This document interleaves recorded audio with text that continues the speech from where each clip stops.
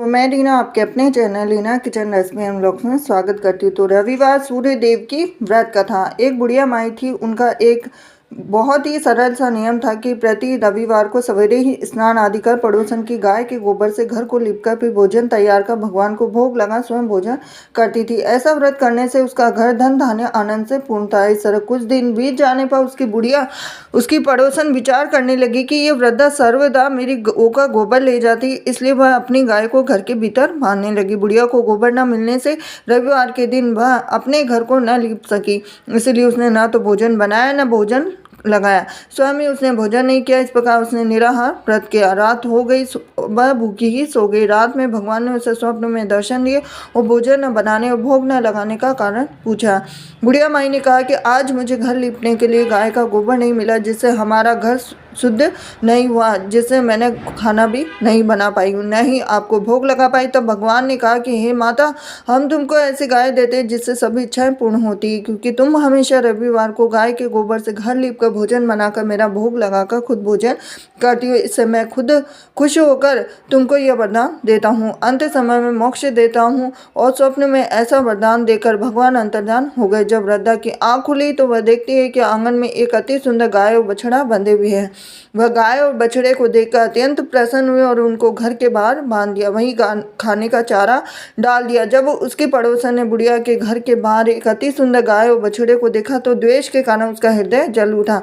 जब उसने देखा कि गाय ने सोने का गोबर किया है तो वह उस गाय के गोबर ले गई और अपनी गाय का गोबर उसकी जगह रख दिया। वह नित्य प्रति ऐसा करती रही और सीधी सादी बुढ़िया को इसकी खबर नहीं हुई। तब सर्वव्यापी ईश्वर ने सोचा कि चालाक पड़ोसन के कर्म से बुढ़िया ठगी जा रही है, तो भगवान ने संध्या के समय अपनी माया से बड़े जोर की आंधी चला दी। तो बुढ़िया ने अंधेरी के भय से अपने गाय को घर के भीतर बांध दिया और प्रातः उठकर जब वृद्धा ने देखा कि गाय ने सोने का गोबर दिया है तो उसके आश्चर्य की सीमा न रही। वह प्रतिदिन गाय को घर के भीतर बांधने लगी। उधर पड़ोसन ने देखा कि बुढ़िया गौ को घर के भीतर बांधने लगी है और उसका सोने का गोबर उठाने का दांव नहीं चलता, तो वह ईर्ष्या से जल उठी। कुछ उपाय न देख उसने उस देश के राजा की सभा में जाकर कहा, महाराज, मेरे पड़ोस में एक वृद्धा के पास ऐसी गाय है जो आप जैसे राजाओं के लिए प्रजा पालन कीजिए। तब वह वृद्धा इतने सोने का क्या करेगी? तो राजा ने यह बात सुन अपने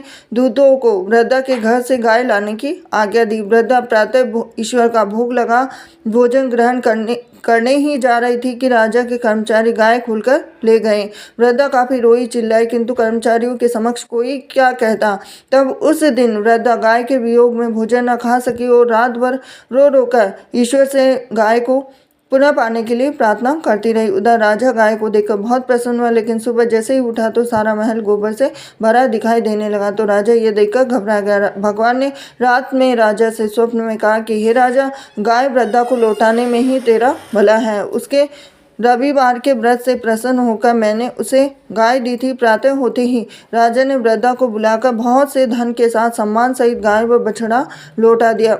उसके पड़ोसन को बुलाकर उचित दंड दिया गया और इतना करने के बाद राजा के महल से गंदगी दूर हो गई। उसी दिन से राजा ने नगर निवासियों को आदेश दिया कि राज्य की तथा अपनी समस्त मनोकामनाओं की पूर्ति के लिए रविवार को व्रत करो। व्रत करने से नगर के सभी लोग जीवन सुखी से व्यतीत करने लगे। कोई भी बीमारी, प्रकृति का प्रकोप उस नगर पर नहीं होता। सारी प्रजा सुख से रहने लगी।